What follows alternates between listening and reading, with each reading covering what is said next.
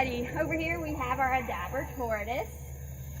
Now these guys, you would typically find these guys in Aldabra Atoll, which is off the island of your Seychelles Island. These guys in the wild will typically eat grass, leaves, flowers, and occasionally carrion. Now I want you to notice the very long neck of his. They are great for grabbing the leaves off your really tall trees, your taller bushes. And also, they are the second largest of the tortoise family. To tell the difference between a turtle and a tortoise is, for one, a turtle will have webbed feet while a tortoise has very thick legs with 5 toes. And a turtle will have flippers or webbed feet. And also, a turtle can swim while a tortoise cannot. Now, what they'll do is actually they can float. One reason why they can float is because their lungs is actually underneath the very top of this shell, and it keeps them buoyant. Now, they do believe that that's how some of the Aldabras got to all the other islands off the Seychelles Island, that is off the coast of Africa. Now the top of the shell is called a carapace, and then the little tiny individual rings over here, those are called the suits, and you can tell the age of a tortoise off those suits. They will have rings on them. Now this guy over here, he's about 14 years old, so he is very young because these guys can live up to 200 years old. There has been record of one living up to 255 years old. So they do have a very long lifespan. Now they won't hit sexual maturity until they're about 25, 30 years old.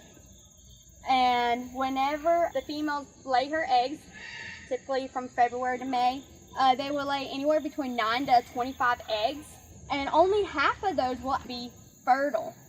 Now she will bury those eggs. She will dig about a 2-foot hole, and then she will bury them, compact them, and then depending on the weather and such, 8 months later, babies will pop out. These guys, whenever they do get really hot, they will tend to find, they will go into the water or they will dig to cool themselves off. Here at Break Zoo, some of the things we do like to feed them. Every day they'll get Roman lettuce, watermelon. We'll alternate between watermelon and corn. And they'll always have hay, and then they can always graze on this grass here. Typically, these guys, they can weigh up to, on average, 550 pounds, while your females will typically be a little smaller. Over here we have our cicada tortoise, also known as African spurred tortoise. Now these guys, you would typically find these guys on the southern part of the Sahara Desert. These guys are the third largest of the tortoise family. They are the largest tortoise in Africa. These guys, they also lay eggs. They lay between 15 to 30 eggs. They're also a little bit they're rubbery. They don't kind of look like your chicken eggs. They're going to be a little on the soft side. And they also bury them. A lot of people think a lot of your tortoises and turtles, they can climb out of their shells. They cannot. That is a part of their body. The cicada tortoise, they are crepuscular. They're more active at dawn and dusk. The African spur tortoise can dig a hole up to 10 feet deep to get out of the really scorching hot sun in Africa. Whenever these guys get really hot, some of the things they would do to cool off, not just by digging holes, is they will put saliva on their forearms to cool themselves down. And once they're done digging and once they're cool off, they'll get out, and once they're roaming around looking for food again, all the other animals will reuse those holes, so it's very beneficial to have these guys. Now the top of their shells are made out of keratin, same components as made of our fingernails and hair, so they can feel them whenever we touch them. And these guys, they also, whenever they graze and eat plants and such, they're great at seed dispersal. Now they can live up to 100 years.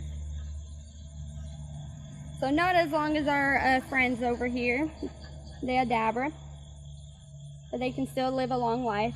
That's actually one of the reasons why you can tell it's a male, is because the shell over here caves over. And then another indication is his tail. His tail is underneath, but they'll have a very long tail.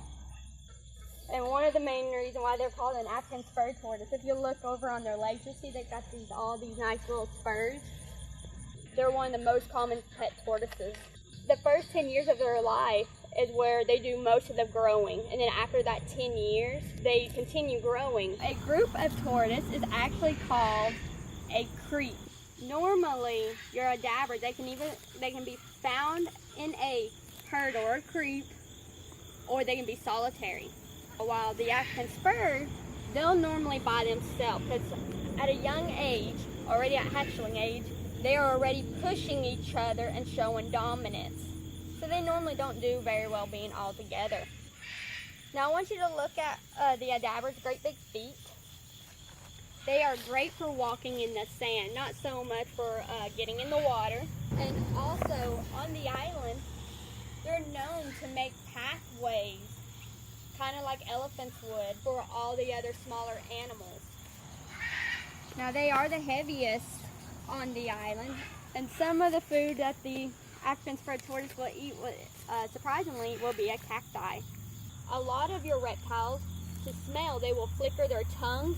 Now tortoises, they have the Jacobson organ on the roof of their mouth, and they will pump air to circulate through their nose and mouth, and they will kind of like taste the air to get that extra sense of smell.